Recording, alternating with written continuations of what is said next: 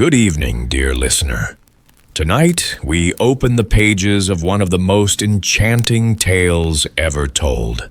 But before we begin, if these quiet stories bring you peace, take a moment to like this video and subscribe.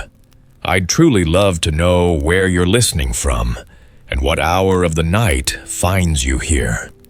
Our little circle now stretches across oceans, bound by stories and calm.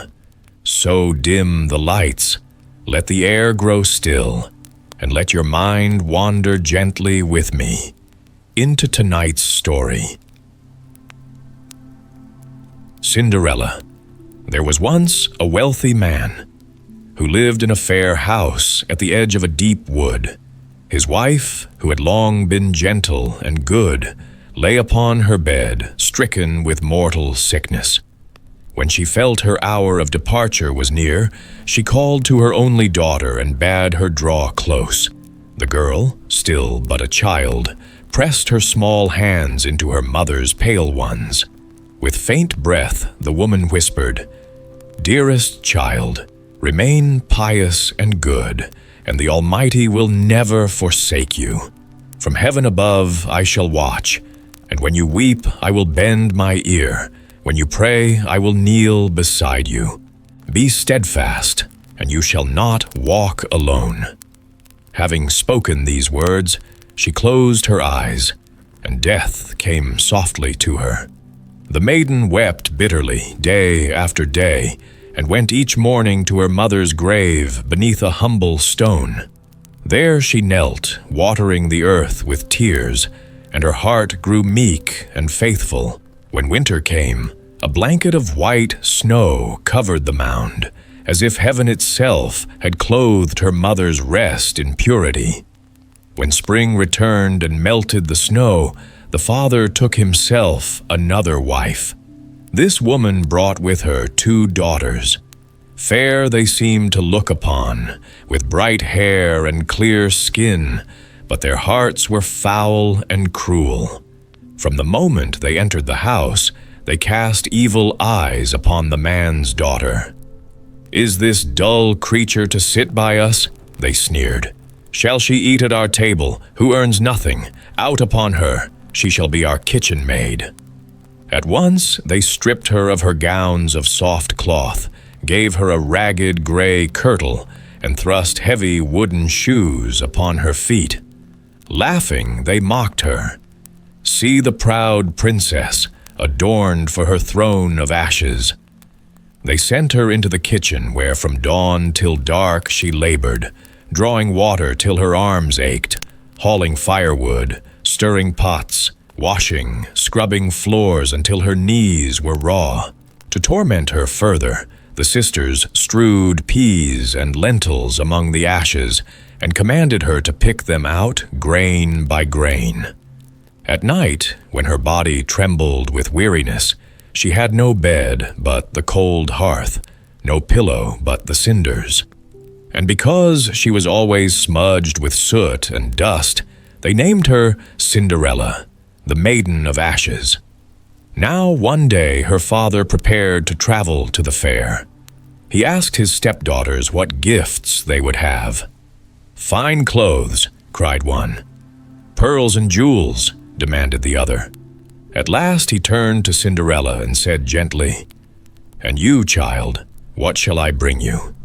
She answered, "Father, bring me the first twig that brushes against your hat upon the road."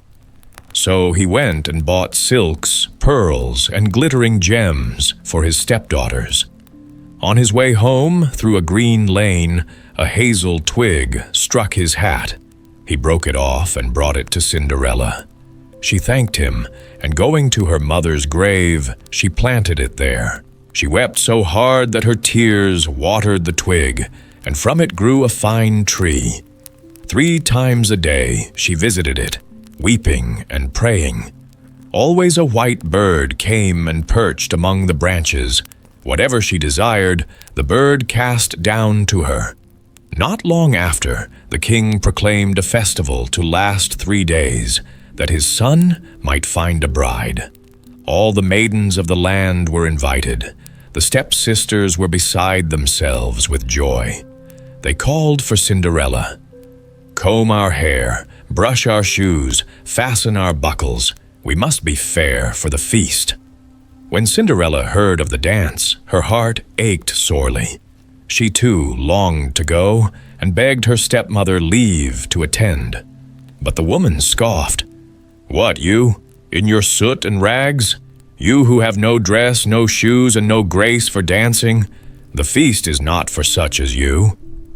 Yet when the girl pleaded still, her stepmother said slyly, "I have emptied a dish of lentils into the ashes. If you can pick them out within 2 hours, you may come with us." Sighing, Cinderella slipped into the garden and called softly, "O gentle doves, O turtle doves, and all the birds that be, the lentils that in ashes lie, come and pick up for me. The good must be put in the dish, the bad you may eat if you wish." Then 2 white doves flew in at the window, followed by turtle doves, and at last a cloud of little birds from under heaven. They perched among the ashes, nodding their heads, and began to peck, pick, peck, pick, peck, until the dish was filled with clean lentils. In less than an hour, all was done, and they flew away. Joyfully, Cinderella brought the dish, thinking now she might go, but her stepmother sneered. "No, child, you have no proper dress and you cannot dance. You would be mocked."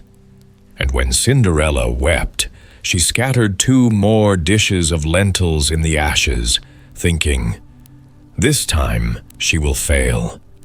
But again the maiden called the birds, and again they came fluttering and pecked, until both dishes were filled before half an hour had passed. Still the cruel woman refused. "All is of no use. You shall not go. We would be shamed." Then she hastened away with her 2 proud daughters. Alone in the house, Cinderella ran to her mother's grave beneath the hazel tree and cried, little tree, shake over me, that silver and gold may come down and cover me." At once the bird cast down a gown of shimmering silver and gold, and slippers embroidered with silk and silver thread. Hastily she dressed and went to the festival. None knew her, for she looked like a princess from a far-off land. The king's son took her by the hand, danced with her alone, and would not let another partner near. When evening came, she slipped away. The prince followed, but she sprang into the pigeon house. The father, summoned, hewed it down with axe and hatchet, but inside was no one, for Cinderella had already fled to her hazel tree, laid aside her dress, and sat once more in ashes. On the second night, the bird gave her a gown more splendid still, and again she bewitched all eyes. The prince would dance with none but her. Yet when she fled, she climbed a pear tree, nimble as a squirrel. Again her father chopped the tree down, and again she sat in her kitchen in rags. On the third night, the bird gave her a gown brighter than stars, and slippers of pure gold. The prince was bewitched utterly, but as she fled, he had ordered the steps to be smeared with pitch, and her golden slipper remained stuck fast. The next day he declared, "None shall be my bride, but she whose foot fits this golden shoe." The stepsisters rejoiced, for they had dainty feet. The eldest, urged by her mother, cut off her toe to force her foot inside. The prince, deceived, rode away with her. But the doves at the hazel tree cried, "There they go, there they go. There is blood on her shoe. The shoe is too small, not the right bride at all." Looking down, the prince saw blood flowing. He turned back. Then the younger sister cut off part of her heel. Again the prince was deceived, and again the doves cried their warning. The blood betrayed her too. At last Cinderella was summoned. She washed her hands and face, slipped her foot into the golden shoe, and it fitted as though made for her.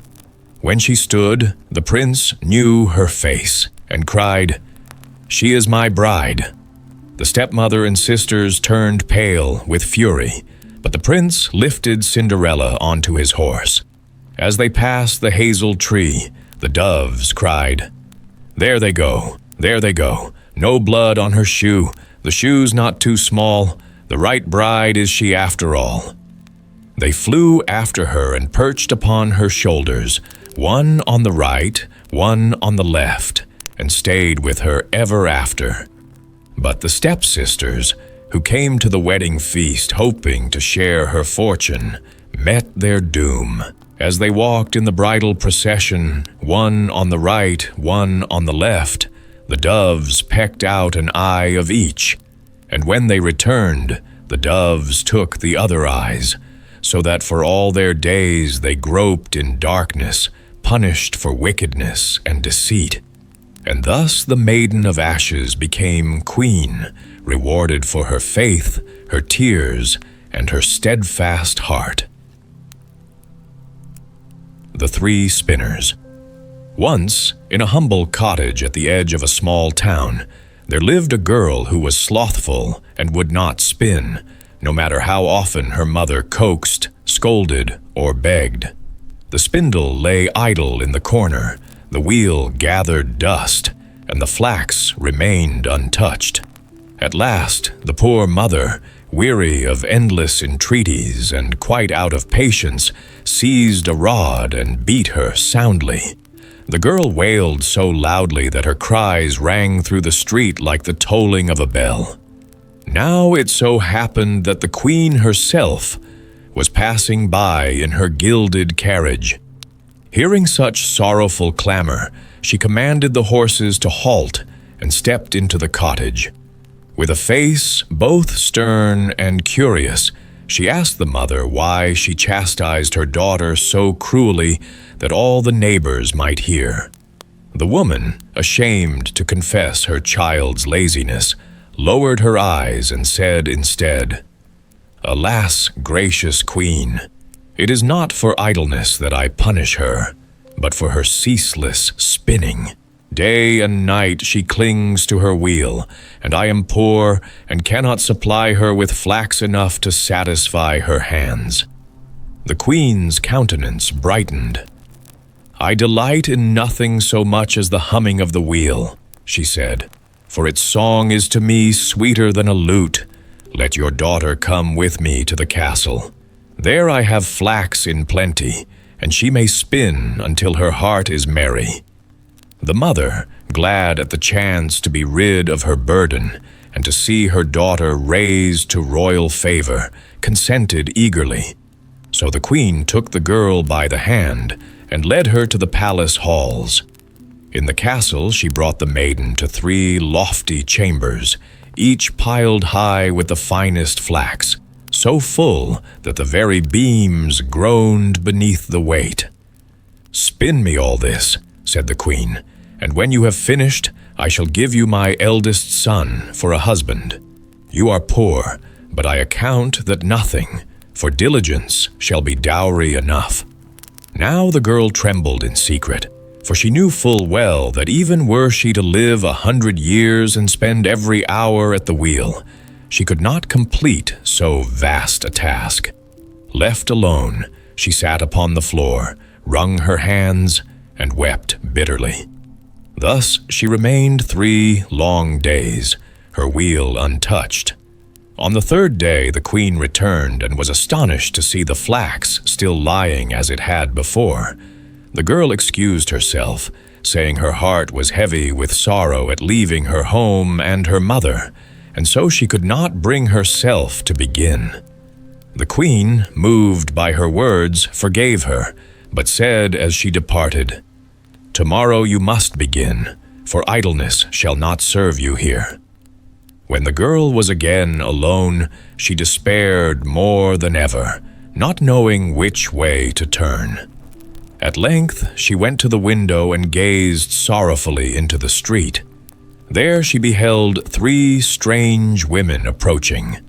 The first had an enormous, broad foot, as flat as a shovel. The second bore a lip so heavy and pendulous that it hung far over her chin. The third had a thumb thick and wide as a small loaf of bread.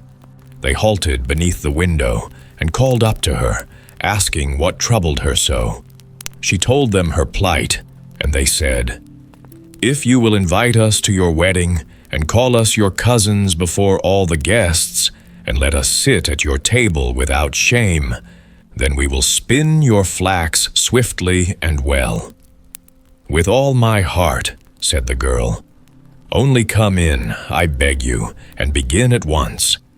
So the three women entered. The maiden cleared a space for them, and each sat to her labor. The first drew the threads and pressed the treadle with her broad foot so that the wheel turned and hummed. The second moistened the threads with her great lip, smoothing them fine. The third twisted and snapped the threads with her broad thumb, rapping the table as she worked, and with every rap there fell to the floor a heap of yarn, beautifully spun and strong.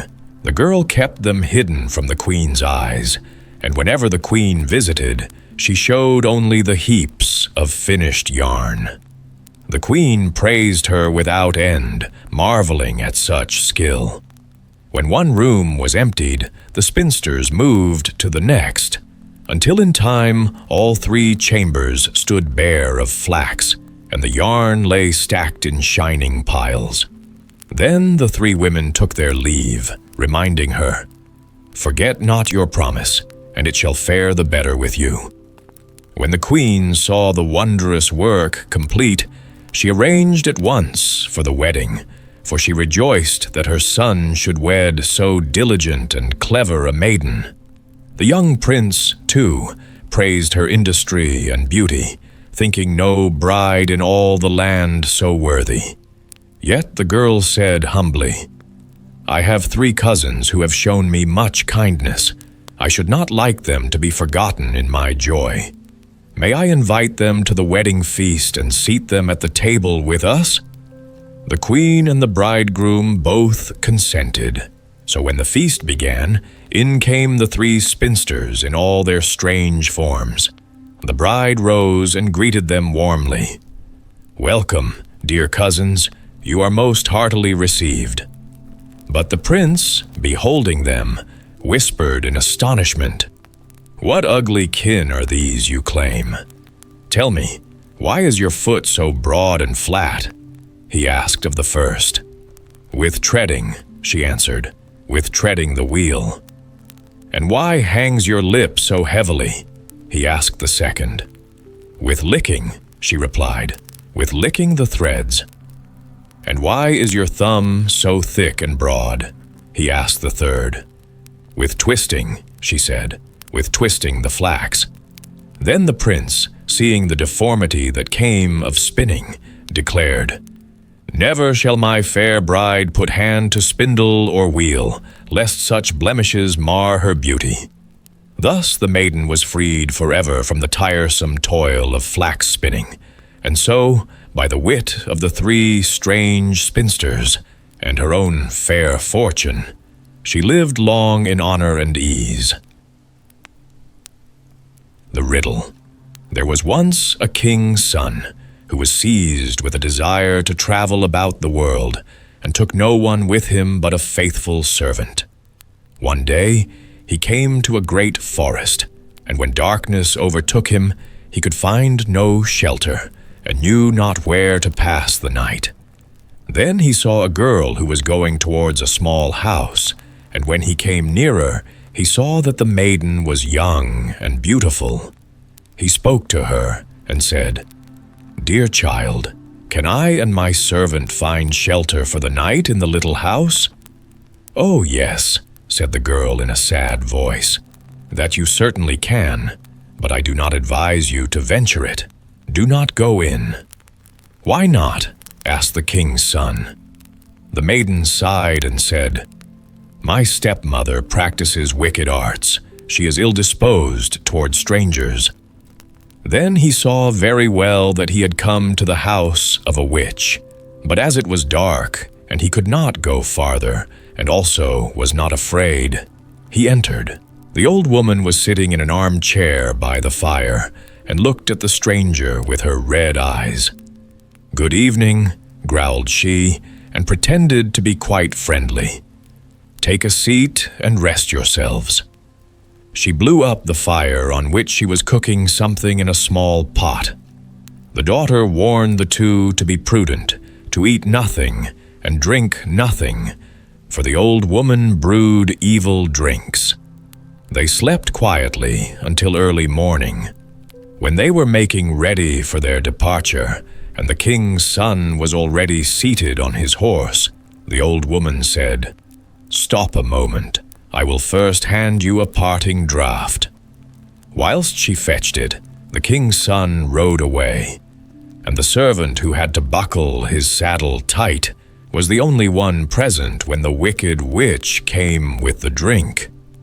"Take that to your master," said she.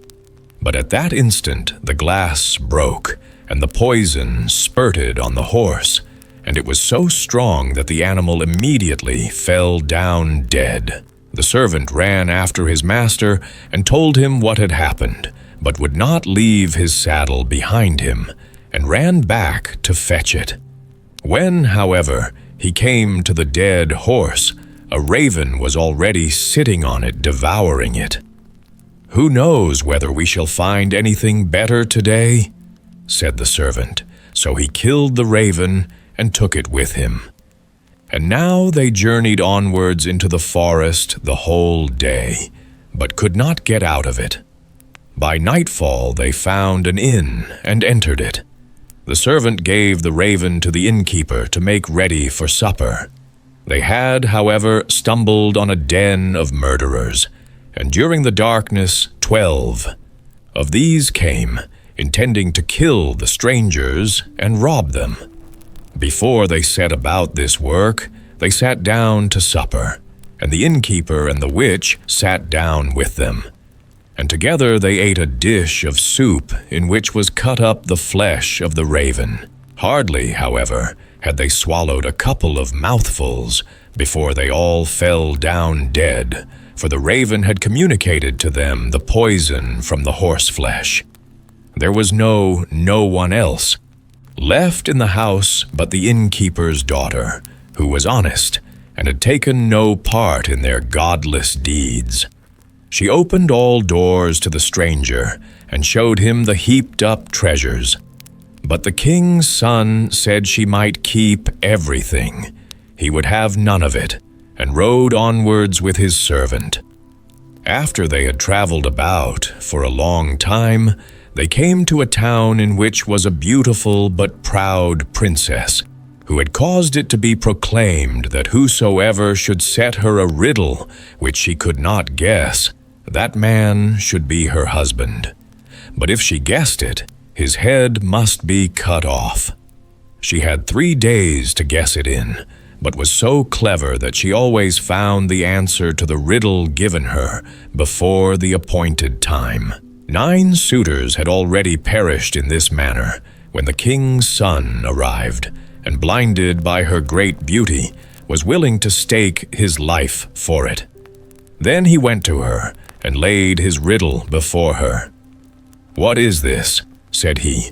"One slew none, and yet slew 12. She did not know what that was, she thought and thought, but she could not find out. She opened her riddle books, but it was not in them. In short, her wisdom was at an end.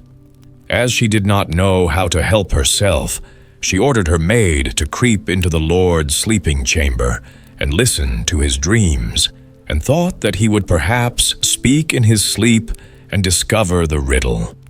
But the clever servant had placed himself in the bed instead of his master, and when the maid came there, he tore off from her the mantle in which she had wrapped herself and chased her out with rods.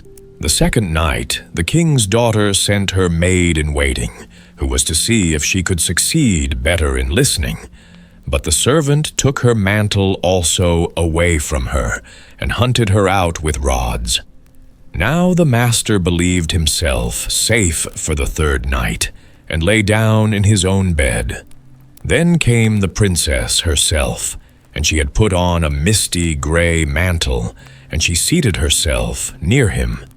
And when she thought that he was asleep and dreaming, she spoke to him, and hoped that he would answer in his sleep, as many do. But he was awake, and understood and heard everything quite well. Then she asked, "One slew none. What is that?"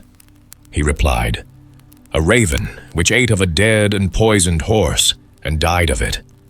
She inquired further, "And yet slew 12. What is that?" He answered, "That means 12 murderers, who ate the raven and died of it." Ah, when she knew the answer to the riddle, she wanted to steal away, but he held her mantle so fast that she was forced to leave it behind her. Next morning, the king's daughter announced that she had guessed the riddle, and sent for the 12 judges and expounded it before them. But the youth begged for a hearing, and said, "She stole into my room in the night and questioned me, otherwise she could not have discovered it." The judges said, "Bring us a proof of this." Then were the 3 mantles brought thither by the servant, and when the judges saw the misty gray one which the king's daughter usually wore, they said, "Let the mantle be embroidered with gold and silver, and then it will be your wedding mantle." The Robber Bridegroom. There was once a miller who had a beautiful daughter, fair to behold and gentle of heart. When she was grown to womanhood, the miller became anxious, for he wished above all things that she should be well provided for, married into security, and not left alone in the hard world. So he thought to himself, "If a decent man of good standing comes to woo her, I shall give her into his keeping." Not long after, there came a suitor, seemingly well-to-do, finely dressed and courteous of speech. The miller, who knew nothing ill against him, promised him his daughter's hand. Yet the maiden's heart was not warmed toward him, as a bride's heart should be toward her bridegroom. She did not trust him. Whenever she beheld his face, or even called him to mind, there fell a cold shiver upon her soul, as though a shadow had passed across the sun. One day the suitor spoke, "You are to be my bride, yet you have never visited my house." "Ah," the girl answered softly, "I know not where your dwelling lies." He said, "My house stands far away, deep within the forest. You must come to me next Sunday, for I have invited company, and I will strew ashes along the path so that you shall not lose your way." The girl would have excused herself, saying the way was long and dark, but the suitor pressed her so strongly that she was forced to give her promise. When Sunday came, she set out with a heavy heart, though she knew not why. And because unease gnawed at her, she filled both her pockets with peas and lentils before she left. The path through the forest had indeed been strewn with ashes, yet at every step she cast to the right and left a handful of peas, so that behind her there should grow a track to lead her home again. The deeper she went, the darker grew the wood, until she reached its heart, where not even the noonday sun could pierce the gloom. There, in the shadow, stood a lonely house, grim and unwelcoming, with shuttered windows and a roof that bent low, as if the building itself wished to hide from sight. The maiden entered, but no living soul was to be seen. A stillness hung over the rooms, so thick it seemed to choke her breath. Then, suddenly, a voice rang out, turn back, thou pretty bride, Within this house thou must not bide, for here do evil things betide." She turned quickly and saw that the voice came from a bird in a cage hanging upon the wall. And again it sang its warning, the same dark rhyme. Fear tugged at her, yet she wandered from room to room, and everywhere it was empty, bare, and forsaken. At last she came to a cellar, and there she spied a very old woman nodding her head by the fire. "Good mother," said the bride, "does my bridegroom dwell in this house?" The old woman lifted her eyes, weary and full of pity. "Poor child," she whispered, "do you know where you are? This is a house of murderers. You thought to find your bridegroom here, but it is death himself who awaits you. They will seize you, cut you in pieces, and devour you, for they are men who feed on human flesh. Unless I take pity and hide you, your fate is sealed." Then the old woman pushed her quickly behind a great cask. "Be still as a mouse," she said, "and stir not. When night falls and the robbers sleep, we will flee. I have long sought a chance to escape their wickedness." Scarcely had she spoken when the gang of robbers came home. They were wild and drunken, dragging with them another young maiden. The poor girl shrieked and pleaded, but they forced her to drink 3 glasses of wine, white, red, and yellow. When her cries grew faint, they drew their knives, cut her in pieces, and prepared to feast upon her flesh. From her hiding place, the bride trembled in every limb, scarcely daring to breathe. Her heart pounded so loud, she feared it would betray her. Then, one of the villains noticed a gold ring upon the dead girl's finger. As it would not come off, he seized an axe and struck, so that the finger flew across the floor and fell behind the cask, straight into the bride's lap. She clutched it in terror, frozen like stone. The robber raised a light to search for it. "The finger must be here," he muttered. Another said, "Look behind the cask." But the old woman cried out sharply, "Come to supper now. Leave the search till morning. The finger cannot run away." The men grumbled, but her words prevailed. They sat at table, drinking and devouring their ghastly meal. The old woman poured a sleeping draught into their cups, and before long their heads sank, and the cellar shook with their heavy snores. Then the old woman and the bride stole forth. Carefully, the girl stepped among the sprawled bodies, afraid each moment lest a hand should seize her. Yet fortune favored her, and they came to the door and out into the night. The ashes on the path were gone, blown away by the wind, but the peas and lentils had sprouted, and by the silver light of the moon, the green shoots marked a shining trail through the forest. Thus they found their way safely back to the mill, where the maiden told her father all.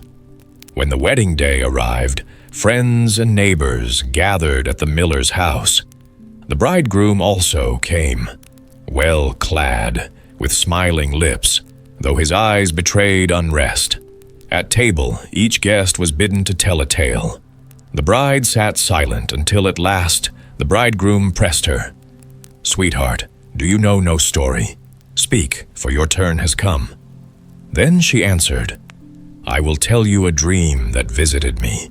I wandered alone in a dark wood until I came to a house where no living soul was found, save a bird in a cage that sang, 'Turn back, thou pretty bride. Within this house thou must not bide, for evil things do here betide.' I went through the rooms, and all stood empty, bleak and joyless. At last I came to a cellar, where sat an ancient woman who told me that I was among cutthroats, and that my bridegroom would slay me, cut me in pieces, and feast upon me. Yet she hid me behind a cask. Soon the robbers came, dragging another maiden whom they gave to drink of white, red, and yellow wine. Then they murdered her. One among them sought to take a golden ring from her finger, but when he could not, he struck off the finger with an axe, and lo, the finger sprang away and fell into my lap, and here it lies, with the ring upon it.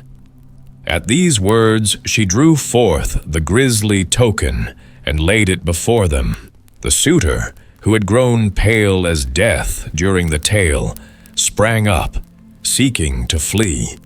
But the company seized him fast, and he and his whole band were delivered into the hands of justice.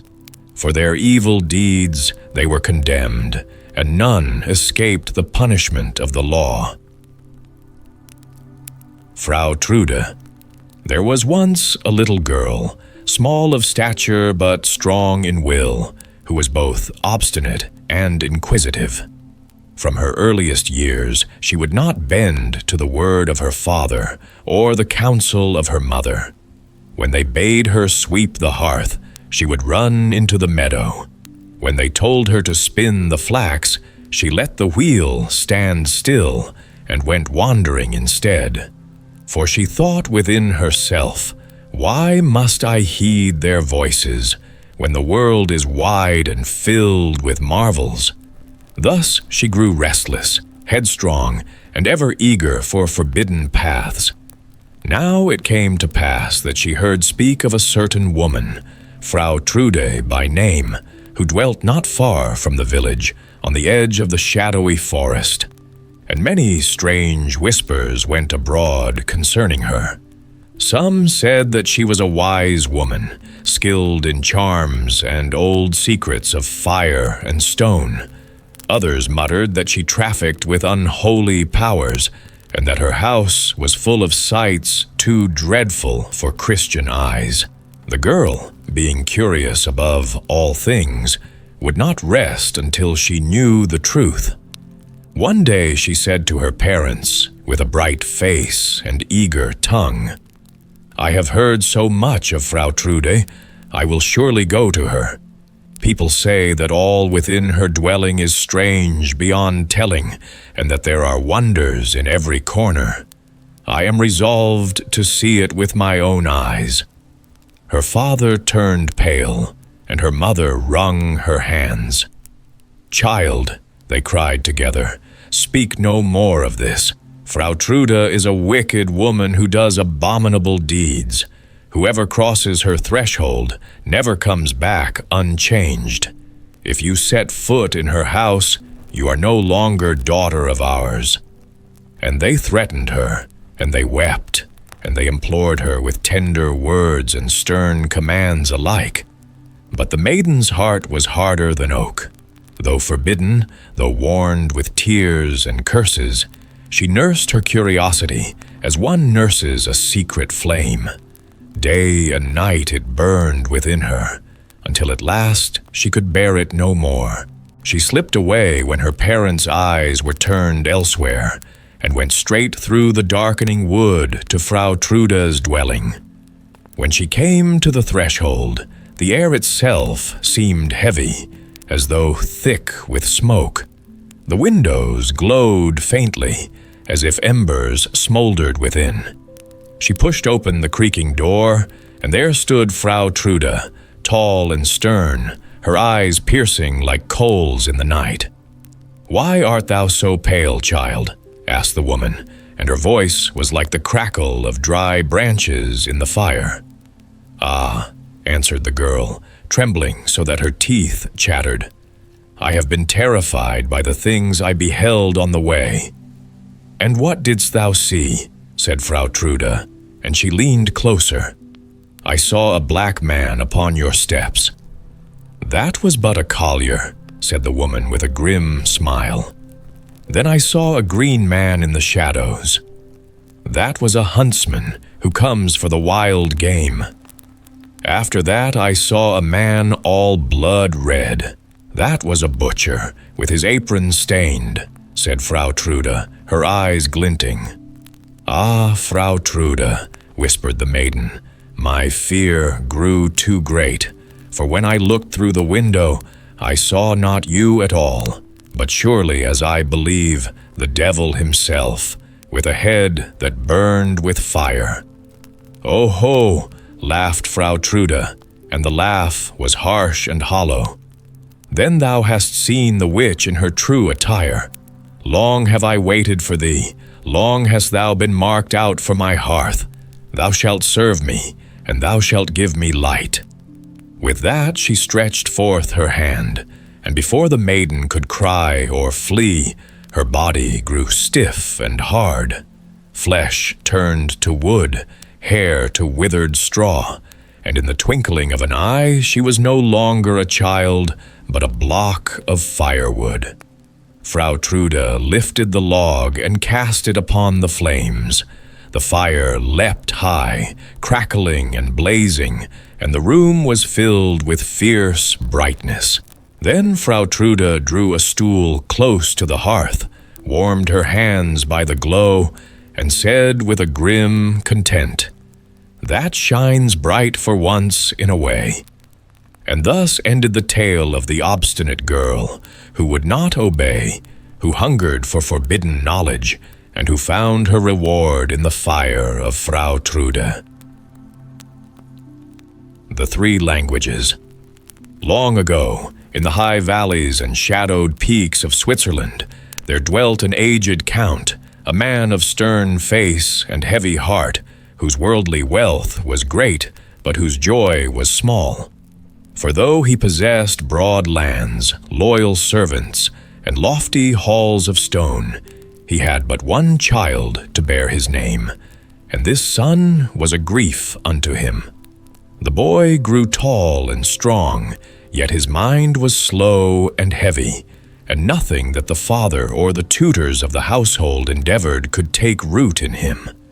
At last the count, wearied of vain attempts, spoke with sorrow to the youth. "Hear me, my son. However patiently I try, I can pour no wisdom into thy head.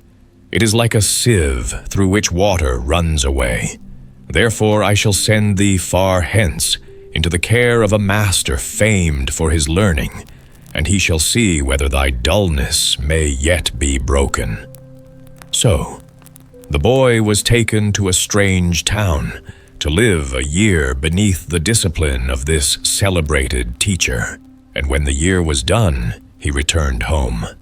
His father looked upon him with anxious eyes and asked, "Now, my son, tell me, what hast thou learnt?" With simple pride the youth answered, "Father, I have learnt the tongue of the dogs, and I know what they say when they bark." "Mercy upon us," cried the old man, striking his brow. "Hast thou squandered 12 months upon such folly? This is no learning fit for a noble's son. Thou shalt go again into another town, to another master, and heaven grant it be not wasted as before." Thus the boy departed once more, and another year slipped away. When he returned, the father asked with dwindling hope, "And now, what knowledge hast thou gathered?" The youth bowed his head modestly and replied, "I have learnt the speech of the birds that fly beneath the heavens." Then the count's patience burst asunder, and he shouted, "O thou witless one, the time is precious, and thou usest it for trifles. Dost thou not blush to stand before mine eyes? Once more, and only once, will I give thee into another's care. But mark me well, if after this third trial thou bringest nothing but nonsense, I will cast thee off, and never again call thee son." So the youth was led away to a third master, and there he dwelt for yet another year. When he returned, the father, grim and weary, demanded, "What hast thou learnt at last?" And the youth, with quiet voice, said, "Dear father, I have learnt to understand what the frogs croak within the marshes." Then fury seized the old count. His face grew dark as storm clouds, and he cried aloud, "Now my patience is ended. This foolish creature is no son of mine. Bring my men, take him into the forest, and strike off his life. Return to me with proof that he is gone." The servants obeyed and led the poor youth into the deep forest. Yet when the moment came, their hands faltered. Pity stirred in their hearts, for he looked upon them with such innocence that they could not harm him. Instead, they let him go free, and to deceive their master, they slew a deer and cut out its tongue and eyes to show as tokens. Thus the boy wandered alone through wild country until he came to a fortress that rose stern against the sky. There he begged a night's lodging. The lord of the castle answered, "Yes, thou mayst abide, but only if thou wilt lie in the old tower. Yet beware, for it is filled with savage dogs that howl and snarl without ceasing. At set hours a man must be given to them for prey, else they rage till heaven rings with their clamor. All this land mourns beneath their curse, and none can subdue them." But the youth, remembering his strange gift, said calmly, "Let me go down. Give me somewhat to cast before them, and they shall do me no harm." So they led him into the tower with meat for the beasts, and lo, the dogs neither barked nor bit, but wagged their tails like friends, and ate quietly from his hand. In the morning he came forth alive, to the wonder of all. Then he told the Lord, "The dogs revealed to me their sorrow. They are under enchantment, bound to guard a treasure hidden in the earth below. Until the gold be brought forth, they shall have no rest. I know the way to free them." Great joy filled the castle, and the Lord said, "If thou bringest out the treasure, I will adopt thee as my own son." So the youth descended again, performed all that was needful, and bore up a chest heavy with shining gold.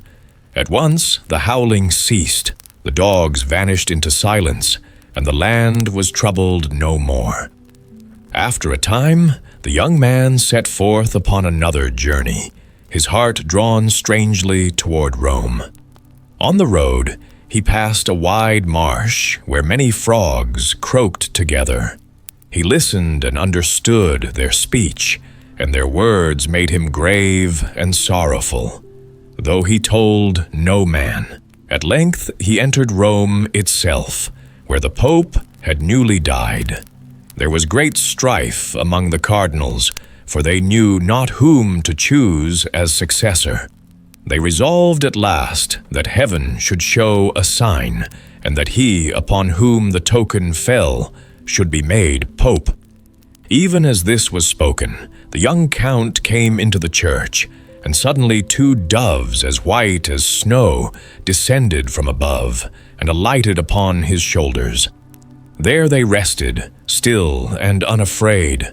All the priests and bishops saw this wonder and cried, "Behold, the sign of God is here." They asked him if he would take the holy office. He hesitated, saying within himself that he was unworthy, for he had never learnt so much as a single prayer. Yet the gentle doves whispered in his ear and bade him consent. At last he yielded, and they anointed him with holy oil, and he was consecrated Pope. Then was fulfilled the prophecy he had once heard from the frogs, that he should wear the crown of the church. And when the time came for him to sing the Mass, he stood trembling, not knowing one word. But the doves bent to his ears and spoke softly, and he repeated after them, so that the service was sung more beautifully than ever before. And thus the son who had once been cast off as witless was exalted to the highest seat on earth by the hidden wisdom of beasts and birds, and by the secret counsel of heaven. The Devil with the 3 golden hairs. There was once a poor woman who gave birth to a little son, and as he came into the world with a caul on, it was predicted that in his 14th year he would have the king's daughter for his wife. It happened that soon afterwards the king came into the village, and no one knew that he was the king. And when he asked the people what news there was, they answered, "A child has just been born with a caul on. Whatever anyone so born undertakes turns out well. It is prophesied, too, that in his 14th year he will have the king's daughter for his wife." The king, who had a bad heart and was angry about the prophecy, went to the parents and, seeming quite friendly, said, "You poor people, let me have your child, and I will take care of it."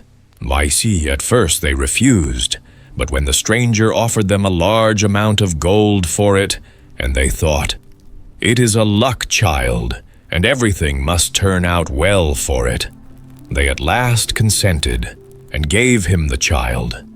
The king put it in a box and rode away with it until he came to a deep piece of water. Then he threw the box into it and thought, "I have freed my daughter from her unlooked-for suitor." The box, however, did not sink, but floated like a boat, and not a drop of water made its way into it. And it floated to within 2 miles of the king's chief city, where there was a mill, and it came to a standstill at the mill dam. A miller's boy, who by good luck was standing there, noticed it and pulled it out with a hook, thinking that he had found a great treasure.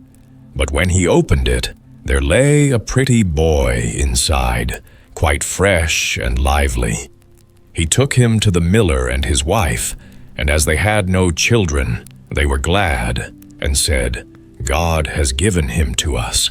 They took great care of the foundling, and he grew up in all goodness. It happened that once, in a storm, the king went into the mill, and he asked the mill folk if the tall youth was their son.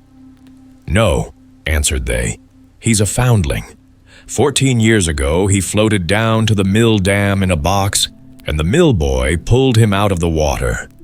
Then the king knew that it was none other than the luck child which he had thrown into the water, and he said, "My good people, could not the youth take a letter to the queen? I will give him 2 gold pieces as a reward." "Just as the king commands," answered they, and they told the boy to hold himself in readiness. Then the king wrote a letter to the queen, wherein he said, "As soon as the boy arrives with this letter, let him be killed and buried, and all must be done before I come home." The boy set out with this letter, but he lost his way, and in the evening came to a large forest. In the darkness he saw a small light. He went towards it and reached a cottage. When he went in, an old woman was sitting by the fire, quite alone. She started when she saw the boy and said, "Whence do you come, and whither are you going?" "I come from the mill," he answered, "and wish to go to the queen, to whom I am taking a letter. But as I have lost my way in the forest, I should like to stay here overnight."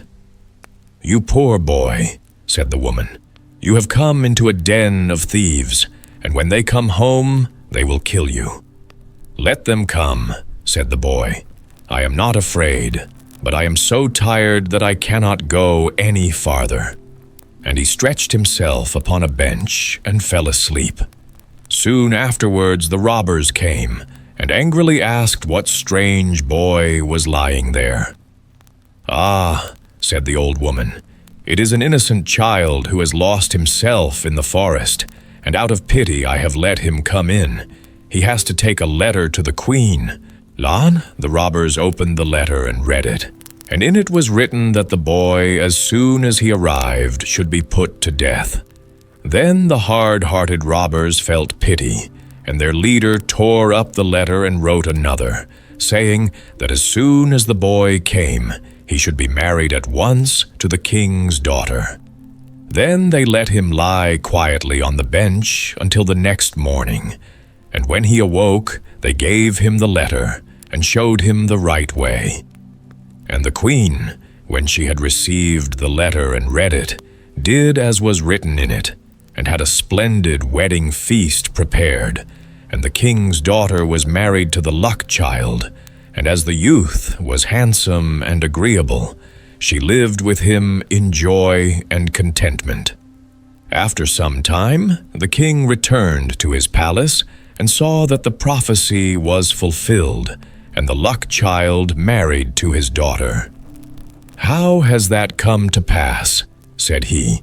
"I gave quite another order in my letter." So the queen gave him the letter, and said that he might see for himself what was written in it. The king read the letter, and saw quite well that it had been exchanged for the other. He asked the youth what had become of the letter entrusted to him, and why he had brought another instead of it. "I know nothing about it," answered he. "It must have been changed in the night, when I slept in the forest." The king said in a passion, "You shall not have everything quite so much your own way.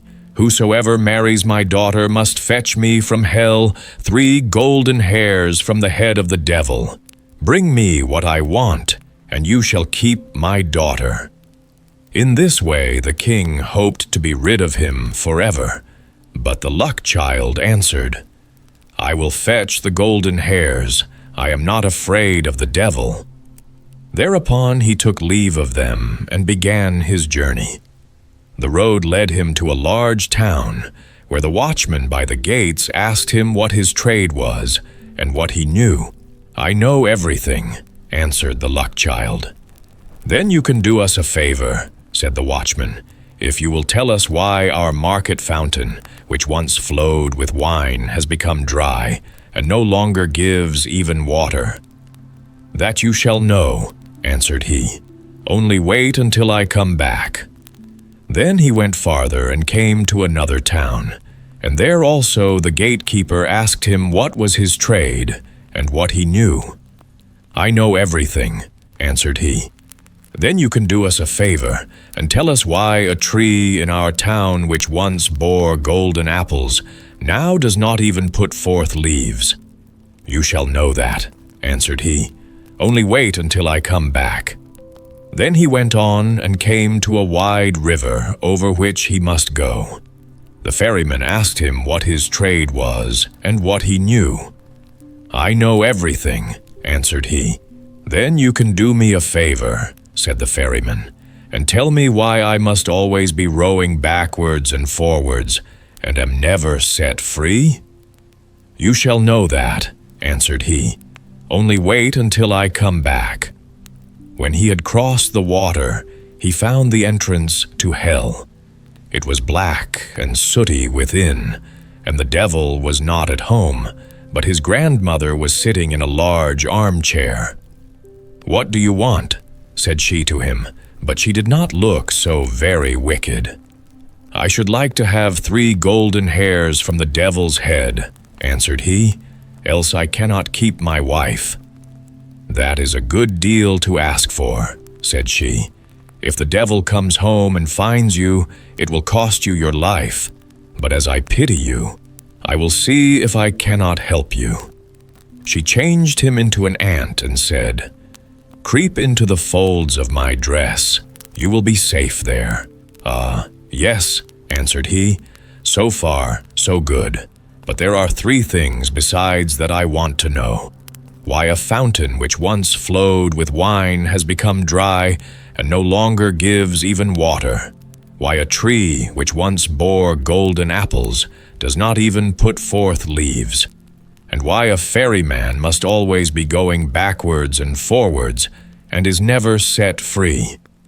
"Those are difficult questions," answered she, "but only be silent and quiet and pay attention to what the devil says when I pull out the 3 golden hairs." As the evening came on, the devil returned home. No sooner had he entered than he noticed that the air was not pure. "I smell man's flesh," said he. "All is not right here." Then he pried into every corner and searched, but could not find anything. His grandmother scolded him. "It has just been swept," said she, "and everything put in order, and now you are upsetting it again. You have always got man's flesh in your nose. Sit down and eat your supper." When he had eaten and drunk, he was tired, and laid his head in his grandmother's lap, and before long he was fast asleep, snoring and breathing heavily. Then the old woman took hold of a golden hair, pulled it out, and laid it down near her. "Oh," cried the devil, "what are you doing?" "I have had a bad dream," answered the grandmother, "so I seized hold of your hair." "What did you dream then?" said the devil.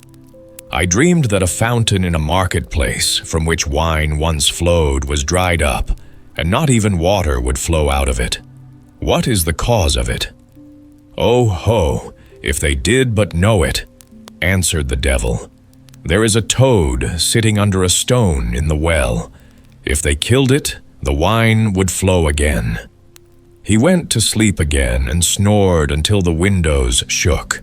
Then she pulled the second hair out. "Ha! What are you doing?" cried the devil angrily.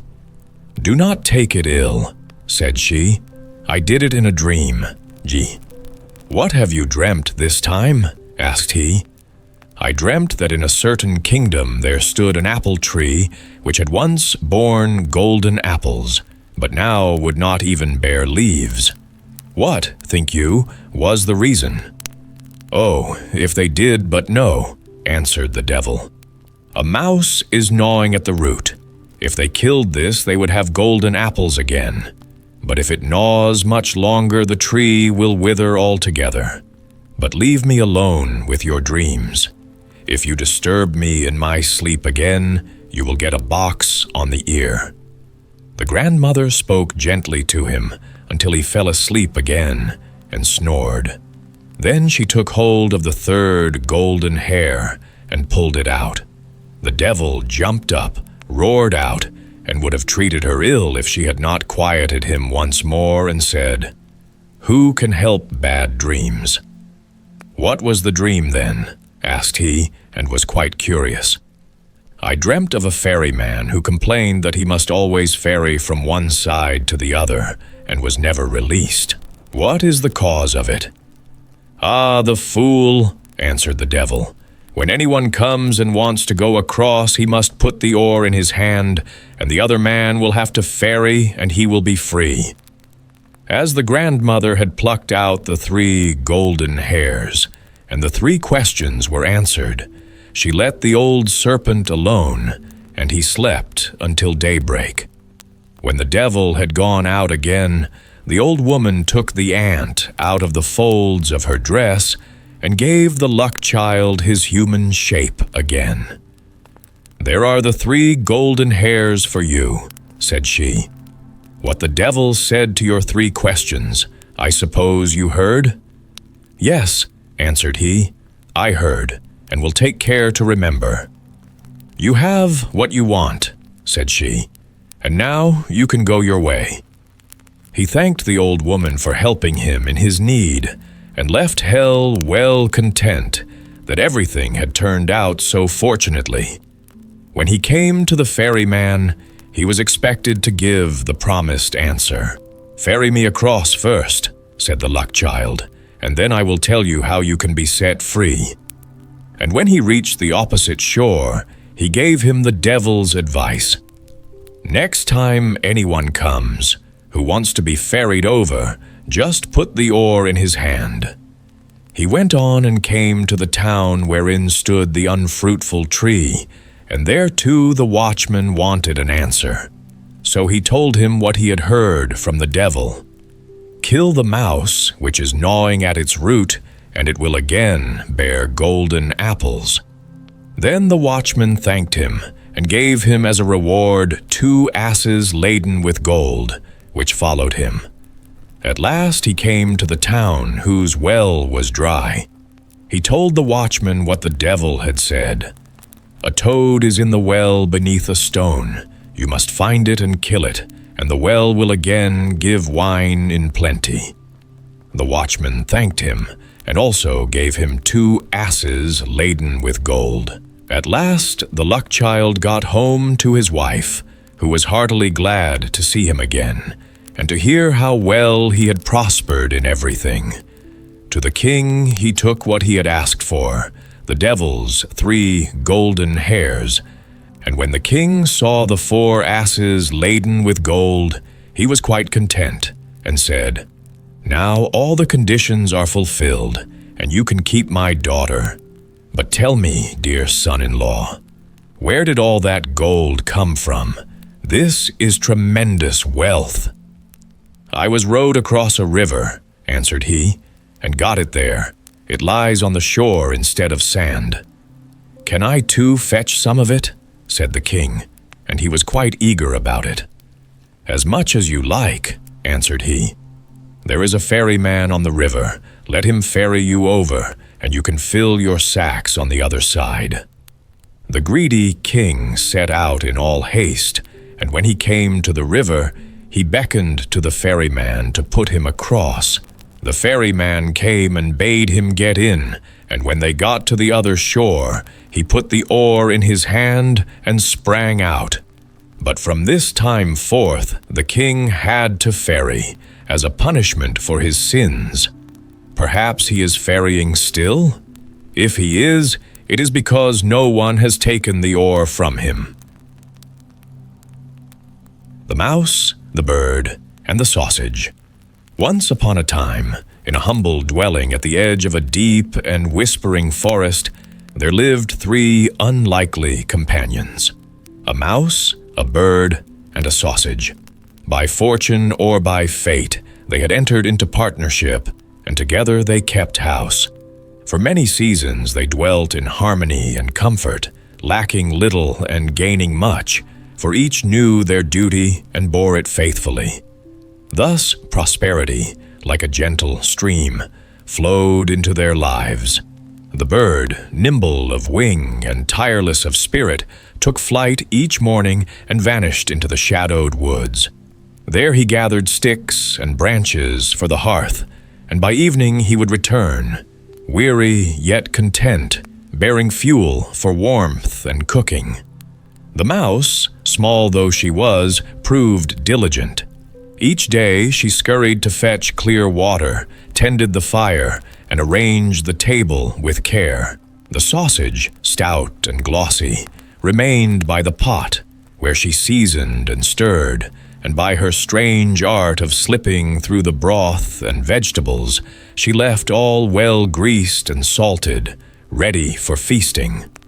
So, the 3 lived, each toiling in their measure, each content with their portion.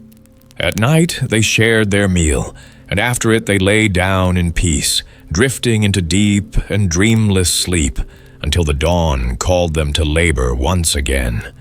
And for a long time it was a good life, enviable and secure. But he who fares too well often grows restless, and he who prospers too long often longs for change. It so happened one day that the bird, as he flew toward the forest, met another of his kind. This stranger, sharp of tongue and proud of feather, mocked him bitterly. "What a fool you are," said the stranger, "to wear yourself out carrying wood. Look at you, sweating and straining, while your companions sit idly at home. The mouse does little but fetch water, and then rest until she lays the table. And the sausage, she only squats by the fire, slipping through the stew to make it savory. Meanwhile, you alone bear the heavy task, trudging through the forest each day. Were I in your place, I should not endure it. No, I would make a change, and let each of them taste toil, as you have tasted it." These words stung the bird's pride. He brooded over them, and the poison of discontent entered his heart. The next morning, when it was time to depart, the bird folded his wings and declared, "No longer shall I be the servant of this household. I have borne the heaviest burden long enough. From this day, we shall divide our tasks anew.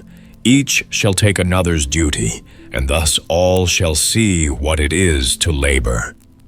The mouse squeaked her protest, and the sausage oozed her displeasure. They begged the bird not to meddle with the order that had brought them blessing, but the bird would not yield, for he fancied himself the master. And so the new bargain was struck. The sausage must go into the forest for wood, the mouse must try her hand at cooking, and the bird himself would fetch water. Alas, from that moment their happiness began to unravel. The sausage set off toward the forest, dragging herself along the path with great effort. The bird busied himself with fire and bucket, while the mouse prepared the pot and waited for wood. Yet the sausage lingered far too long. As twilight deepened, fear fell upon the house, and the bird at last flew out to seek her. Not far from the forest's edge he beheld a dreadful sight. A great hound had seized the sausage and was making off with her as plunder. The bird cried out in rage, demanding justice. But the hound bared its teeth and said, "This one was caught with forged letters upon her person. By law she has forfeited her life, and her flesh is my due." With that, the beast vanished into the dark, leaving nothing but sorrow behind. Heavy of heart, the bird bore the bundle of wood home and told the mouse of their loss. Grief weighed upon them both, yet they resolved to endure together. The bird spread the table, and the mouse prepared to cook as the sausage once had done. Brave but foolish, she leapt into the pot to glide through the vegetables and season them.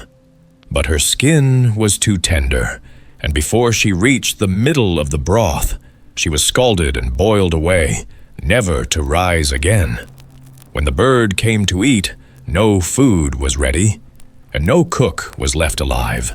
In anguish and fury, he flung the wood here and there, not watching where the sparks flew. Soon the fire caught and spread, and the little dwelling was wrapped in flames. Desperate, the bird seized the bucket and rushed to the well, but the rope slipped, the vessel fell, and he with it. The water swallowed him whole, and thus he too met his end. So it came to pass that through pride, discontent, and the breaking of good order, the house was left in ashes, and none remained to tell the tale, save those who pass it on as a warning, that each should hold fast to his place, lest envy and folly bring ruin upon all. Godfather Death. There once lived a poor man who had 12 children. Every day he bent his back at heavy labor, and every night he returned weary to his cottage, only to find 12 hungry mouths waiting to be fed. Bread was scarce, work was endless, and yet he bore it all with patience. But when a 13th child came into the world, his heart failed him. He did not know how he would provide for another life, nor where to turn in such desperate need. In his sorrow, he rushed out into the open road, resolving that the very first being he met should serve as godfather to the child. Not long had he gone when the Lord God himself came walking toward him. God already knew the man's troubled thoughts, and he spoke gently. "Poor man, I take pity on your hardship. I will stand at your child's baptism. I will care for him, guide him, and grant him happiness upon the earth." The man looked at him and asked, "Who are you?" "I am God," said the Lord. But the poor man frowned and shook his head. "No, I will not have you as godfather. You give wealth to the rich and let the poor perish with hunger." For the man did not understand how wisely God divides fortune and trial among humankind. So he turned away and went along his road. Soon another figure appeared. It was the devil himself. He stopped before the man and asked, "What are you seeking? If you will take me for your child's godfather, I will grant him heaps of gold and every pleasure the world can give." "Who are you?" asked the man. "I am the devil." "Then I will not have you as godfather either," replied the man. "You deceive mankind and lead them astray from the good path." With that, he went on. At last, Death came toward him, hobbling on withered legs, pale and ancient. Death said, "Take me as your child's godfather." The man asked, "Who are you?" "I am Death, who makes all men equal." The poor man bowed his head. "You are the right one. You take both rich and poor without distinction. You shall be my child's godfather." And Death said, "I will make your child rich and renowned, for he who has me as his friend cannot fail." The man answered, "Next Sunday is the baptism. Be there without delay." And Death came as he had promised, stood godfather at the font, and carried out his duty in an orderly fashion. When the boy had grown to manhood, Death appeared to him and said, "Come with me, my godson." He led him deep into the forest and showed him a small herb growing there. "Now you shall receive my gift. I will make you a great physician. Whenever you are called to the sick, I shall appear beside you. If you see me at the sick man's head, then say with confidence that he will recover. Give him some of this herb, and he will be made well. But if I stand at the sick man's feet, then he belongs to me, and no earthly skill may save him. Beware, however, of deceiving me, for if you act against my will, it will cost you dearly." Not long afterward, the youth's fame spread across the land. People said of him, "This physician needs only to look at the sick, and at once he knows their fate, whether they will rise again or fall into the grave." From far and wide, people brought him to their households, and his hands were soon filled with gold. He became rich, and his name was spoken with wonder. One day the king himself fell ill. The young physician was summoned to the palace, and all eyes turned to him. He approached the royal bed, but there, at the king's feet, stood Death. No herb on earth could help. Yet the physician thought, "If only this once I could cheat Death. Surely, as I am his godson, he will forgive me and close one eye." So he turned the king upon his bed, so that Death now stood at his head. Then he gave the herb, and the king's strength returned. The kingdom rejoiced. But Death came to his godson, his face dark and furious. He lifted his bony finger and said, "You have betrayed me. For the sake of our bond, I will overlook it this time. But beware. If you do this again, it will cost you your own life." Not long after, the king's only daughter grew sick. She was so beautiful that her radiance outshone the roses of spring. The king wept day and night until his eyes grew dim, and he proclaimed throughout the land, "Whoever saves my child shall have her for his bride and inherit the crown." The physician came to her bedside and saw Death at her feet. He knew well his godfather's warning. Yet love and desire overcame wisdom. The thought of the crown and of the maiden's beauty burned in his heart. He turned her upon her bed so that Death stood at her head. Then he gave her the herb, and life returned to her cheeks, and she rose once more. But Death cheated a second time, lifted his withered fist in wrath. He seized his godson in his ice-cold grip.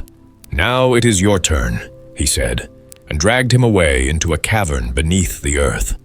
There the physician beheld countless candles burning in endless rows, some tall, some middling, others small and flickering.